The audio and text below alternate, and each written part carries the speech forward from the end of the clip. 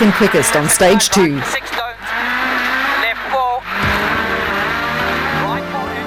Stage 3 is the famous Esperanza, 13 kilometers of beautiful roads just outside the town of Umzinto.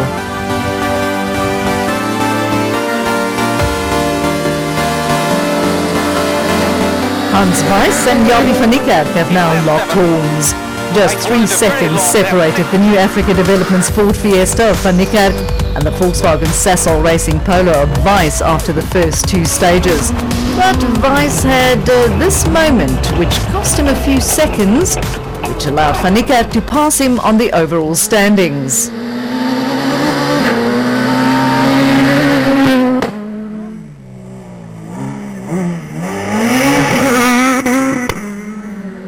But what about the top 4? Gilles de Villiers started stage 3 in 4th position, and a solid performance over the 13 kilometers of Esperanza meant he cemented his 4th place, now 13 seconds ahead of van Niekerk and not far off the top 3.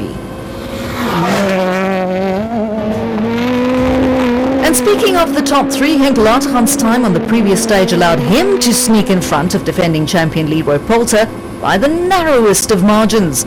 In fact, just 0.6 of a second separated the Volkswagen Sasol Racing Polo from the Castrol Toyota Yaris, but a time of 10 minutes and 18 seconds on stage 3 was more than 3 seconds quicker for the youngster, extending his advantage over Poulter to 4 seconds. As exciting as the fight was, it was only for second position, because at the front, former double champions Marc Cronje and Robin Houghton were stamping their authority on the event. The Ford Performance Fiesta romped to yet another stage victory to make it 3 in a row and to complete the first loop of stages with a comfortable 22-second lead at the top of the leaderboard. Confirmation then of Marc Cronje's devastating form with a 22-second lead over Henk Lateghan. Poulter's hot on his heels, less than 4 seconds back, with de Villiers also in hot pursuit. Finally, after 3 long stages, a well-deserved break for both man and machine in the Dunlop Service Park. Unfortunately for Wilbur Dippenaar, he was forced to retire. In stage 2, the field gear went completely. But Cronje was the man on the move, who came out the blocks with all guns blazing to win 3 stages on the trot and to take the early lead. I just decided to focus on my notes and make sure that my lines are clean. After a 30-minute service in Scottsboro, it was time to head back into the sugarcane for the next loop of stages. Stages 4, 5 and 6 were exact repeats of stages 1, 2 and 3. Leroy Poulter and Alvin Coetzee were still the first ones on the road, but these roads were now familiar and offered more grip, and it clearly showed as they bettered their time on stage 4 from earlier in the day by nearly 20 full seconds.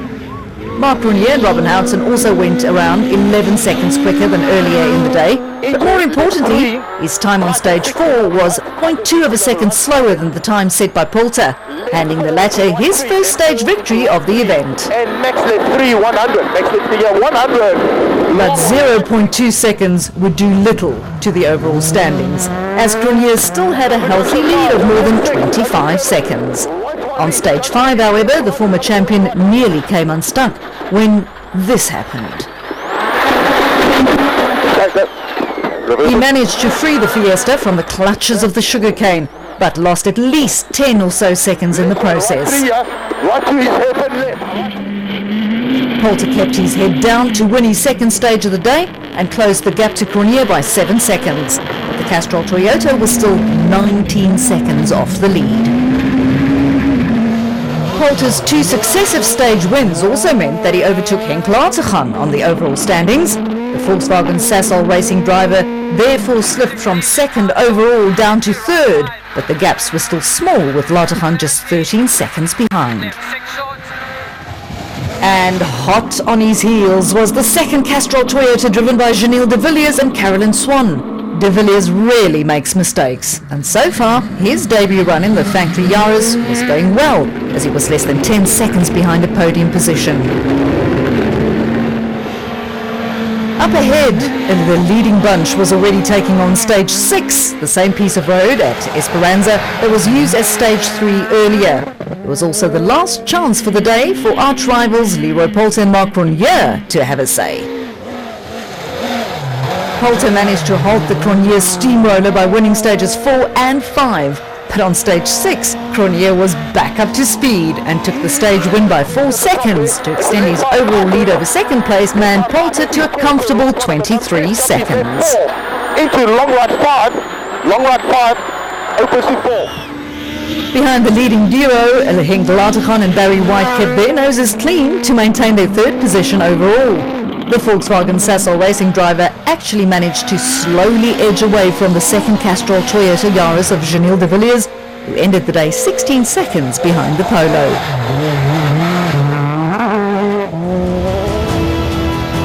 Jaapie van Niekerk was still finding his feet with new co-driver Gordon Noble alongside him in the new Africa Developments Ford Fiesta. But a trouble-free run on these roads will almost always guarantee a good result. Van Niekerk went to bed with his name in 5th on the leaderboard. Into left 3 in, tighten 6. Repeat, left 3 in, tighten 6. Open. Volkswagen Sasol Racing's Hans Weiss and Bjorn de Gant had every intention to be competitive here in KZN, but things can go wrong in an instant.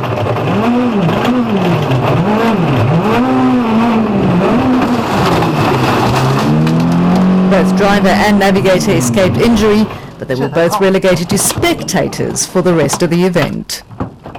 We had some bad luck. We had a slow roll. We just flipped over.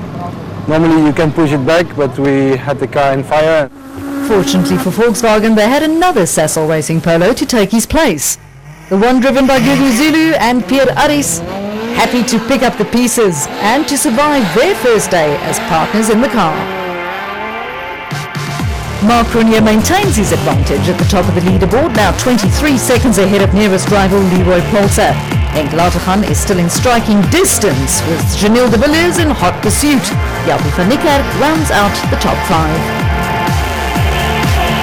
Mark Cronje was clearly the class of the field so far, but as you can see, there's almost nothing in it as both Cronje and Leroy Poulter show here how close it can be. Yeah, look, I think towards the end we were both pushing. I mean, Leroy was pushing quite hard and he made a radical improvement in his pace. Poulter will have to do some work on day 2 if he has any hope of closing that gap. We closed a bit, but not enough. I think we need to push a bit more tomorrow. Henk Latergan may well be in 3rd, but is on course to record his best result here in KZN. I was pushing for the last stage. We had so much fun. I'm having fun in the car, so it's a really good day. It's a new day in Scotland. The 2015 South African Rally Championship was now well underway with the Tour Natal. And this is what they'll be facing on day 2. The well-known 20-kilometre Montevideo stage on the outskirts of town, as well as the epic 25 kilometres of Ellingham. As overnight leaders, it's the job of Mark Cronje and Robin Houghton to sweep the road on day 2. And just 2 minutes later, Leroy Poulter and Eldin Coetzee embark on their adventure. With the Ford now first on the road,